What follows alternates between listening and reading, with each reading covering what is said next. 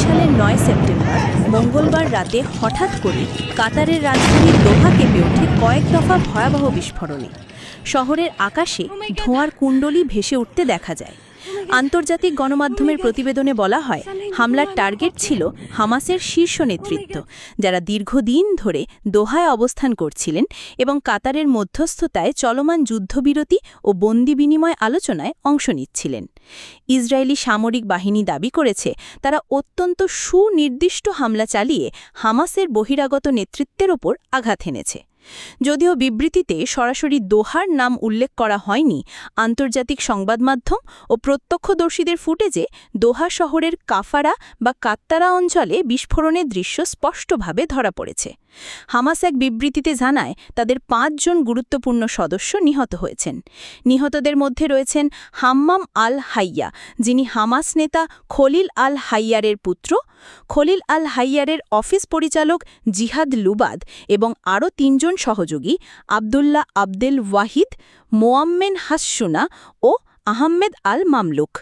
এছাড়াও এ হামলায় এক কাতারি নিরাপত্তা কর্মকর্তা প্রাণ হারান, যা কাতারের জন্য সরাসরি সার্বভৌমত্বের লঙ্ঘন বলে উল্লেখ করছে হামাস।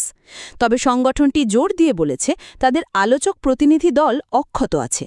বিবৃতিতে বলা হয়, শত্রু আমাদের আলোচক দলকে হত্যা করতে ব্যর্থ হয়েছে, তাদের উদ্দেশ্য ছিল আলোচনা ভণ্ডুল করা। হামাস অভিযোগ করেছে, মার্কিন প্রশাসনের অব্যাহত সমর্থন না থাকলে ইসরায়েল এমন হামলা চালাতে পারত না। প্রসঙ্গত, এই হামলা সংঘটিত হয় এমন সময় যখন হামাসের প্রতিনিধি দল মার্কিন প্রেসিডেন্ট ডোনাল্ড ট্রাম্পের সাম্প্রতিক প্রস্তাব নিয়ে আলোচনা করছিল। হামাস বলছে, এই হামলা প্রমাণ করে ইসরায়েল কোনোভাবেই শান্তি চুক্তি বা যুদ্ধবিরতিতে আগ্রহী নয়, বরং ইচ্ছাকৃতভাবে সব ধরনের আন্তর্জাতিক প্রচেষ্টা ব্যর্থ করতে চাইছে। সংগঠনটি এই হামলাকে কেবল তাদের নেতৃত্বের ওপর নয়, বরং কাতারের সার্বভৌমত্বের ওপরও আক্রমণ বলে অভিহিত করেছে। হামাসের মতে, কাতার ও মিশর এখনও মধ্যস্থতার দায়িত্ব পালন করছে এবং এই হামলার মাধ্যমে ইসরায়েল কাতারের ভূমিকাকেও প্রশ্নবিদ্ধ করতে চাইছে। অন্যদিকে কাতারের পররাষ্ট্র মন্ত্রণালয় এক তীব্র নিন্দা জারি করে বলেছে, এটি আন্তর্জাতিক আইনের সরাসরি লঙ্ঘন। সৌদি যুবরাজ মোহাম্মদ বিন সালমান টেলিফোনে কাতারের আমির তামিমকে আশ্বস্ত করে পূর্ণ সমর্থন জানিয়েছেন এবং এ হামলার প্রতিবাদে একাত্মতা প্রকাশ করেছেন। হামাস জানিয়েছে, আমাদের ওপর হামলা, হত্যা এবং ভয় দেখানো হলেও আমরা ন্যায্য দাবিগুলো থেকে সরে যাব না।